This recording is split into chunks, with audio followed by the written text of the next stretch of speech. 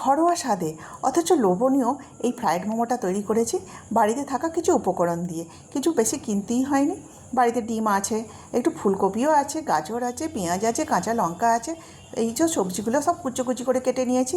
আর দেখুন না কতটা দুর্দান্ত দেখতে হয়েছে, খেতেও কিন্তু দারুণ টেস্টি হয়েছে। সব সবজিগুলো কাটা হয়ে গেছে। 1 কাপ ময়দা নিয়েছি, একটু লবণ দিলাম, অল্প অল্প জল দিয়ে ময়দাটা মেখে নেব।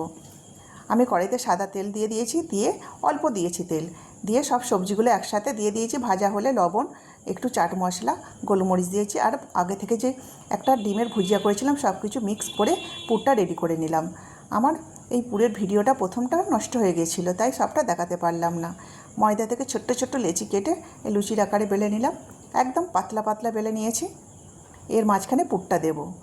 আমি তো মোমো তৈরি করতে অভ্যস্ত নই, তাই নিজে একটু এনজয় করব বলে তৈরি করে নিলাম। আর সবাইকে খাওয়াতেও ইচ্ছা করছে, তাই তৈরি করে নিলাম নিজের মতো করে। এইভাবেই সবটা সব মোমোগুলো আমার রেডি হয়ে গেছে। এবার 5 মিনিট স্টিমে বসিয়ে দেবো। তার আগে বাটিতে একটু তেল লাগিয়ে নিয়েছিলাম।